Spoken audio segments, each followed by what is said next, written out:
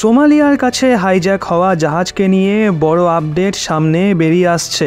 Report অনুযায়ী ভারতীয় নৌসেনা জলদস্যুদের চরম পিটিয়েছে। হাইজ্যাক হওয়া শিপে থাকা ভারতীয় ক্রু মেম্বারদের বাঁচানোর জন্য স্বয়ং মার্কোস কমান্ডো অ্যাকশনে আসে। এমভি লীলা নরফক নামের এই জাহাজের হাইজ্যাক হওয়ার খবর 4ই জানুয়ারির সন্ধ্যায় পাওয়া গেছিল। সোমালিয়ার উপকূলের কাছে ছিনতাই করা এই জাহাজে লাইবেরিয়ার পতাকা লাগানো ছিল। ভারতীয় নৌসেনার বিমান জাহাজের ওপর অনবরত নজর রাখছিল। ভারতীয় নৌসেনার মেরিন কমান্ডোস হাইজ্যাকারদের শেষ করে দিয়েছে। এমভি লীলা নরফক নামের এই জাহাজকে সোমালিয়ার সামুদ্রিক সীমার কাছে হাইজ্যাক করা হয়েছিল। হাইজ্যাকিং এর ইনফরমেশন পাওয়ার পর ভারতীয় নৌসেনা অ্যাক্টিভ হয়ে যায়। সোমালিয়ার উপকূলে হাইজ্যাক হওয়া জাহাজকে বাঁচানোর জন্য ভারতীয় নৌসেনার খতরনাক যুদ্ধ জাহাজ আইএনএস চেন্নাই পাঠানো হয়েছিল। এতে মার্কোস কমান্ডোস ছিল। এই জাহাজ 2016 সাল থেকে নৌসেনার শক্তি হয়ে রয়েছে। 7500 টন ডিসপ্লেসমেন্ট সম্পন্ন এই জঙ্গি জাহাজের লেন্থ 535 ফিট, বিম 57 ফিট আর ম্যাক্সিমাম 56 কিলোমিটার প্রতি ঘন্টার গতিতে এটা চলতে সক্ষম। আইএনএস চেন্নাইয়ে 6 ধরনের আধুনিক সেন্সর লাগানো রয়েছে। 3 ধরনের ডেকয় সিস্টেম এতে লাগানো রয়েছে। 32টা বারাকেইট এবং 16টা ব্রহ্মস মিসাইলেই যুদ্ধ জাহাজ পরিপূর্ণ।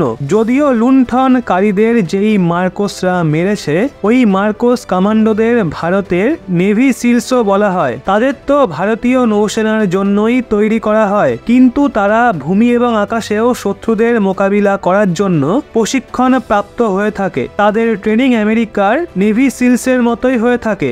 মার্কোস ফোর্সে আপাতত 2000 কমান্ডো রয়েছে। যদিও অফিসিয়াল কতজন রয়েছে সেটা কখনোই প্রকাশ করা হয় না। তাদের ট্রেনিং এর জন্যই জওয়ানদেরই বেছে নেওয়া হয় যারা তাদের শুরুতেই 20 বছরের হয়ে থাকে। এদের ট্রেনিং শুধু সমুদ্রতেই হয় না, এছাড়া রাজস্থান, তাওয়াং, সোনমার্গ এবং মিজোরামে হয়ে থাকে। ভিন্ন ভিন্ন ধরনের ট্রেনিং করানো হয়। তারা সব ধরনের সিচুয়েশনে লড়াই করতে পারে। আর যেই খবর এখন সামনে বেরিয়ে আসছে তা থেকে এটা পরিষ্কার বোঝা যায় হাইজ্যাকারদের মারা তাদের বাহাতের কাজ ছিল। যদি বলা হয় এই মিশনের ব্যাপারে তো এই বিষয়টা পরিষ্কার ছিল।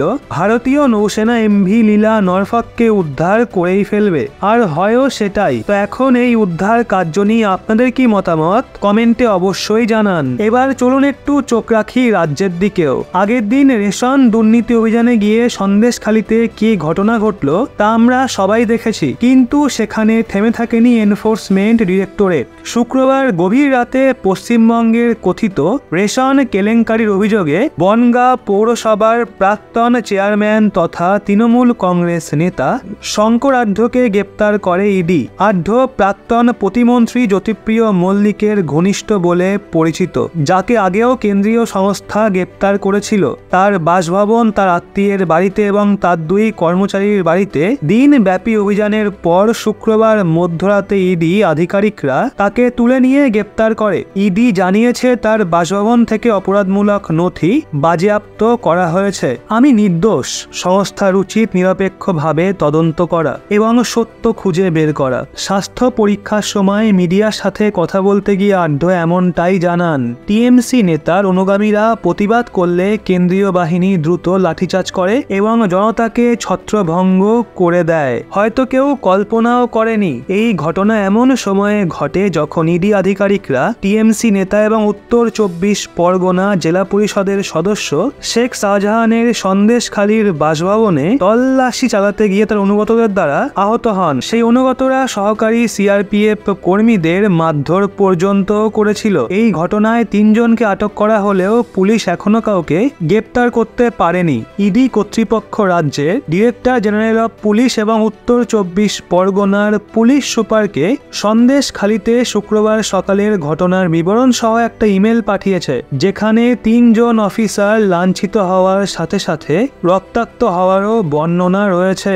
সে যতই যা কিছু হয়ে যাক, সত্য উদ্ঘাটন হবেই, দোষীদের চরমতম শাস্তিও হবে। আমাদের দেশের আইন ব্যবস্থার উপর আমাদের পূর্ণ আস্থা রয়েছে। বাকি এই বিষয়ে আপনাদের কি বলার নিচে কমেন্টে অবশ্যই জানান।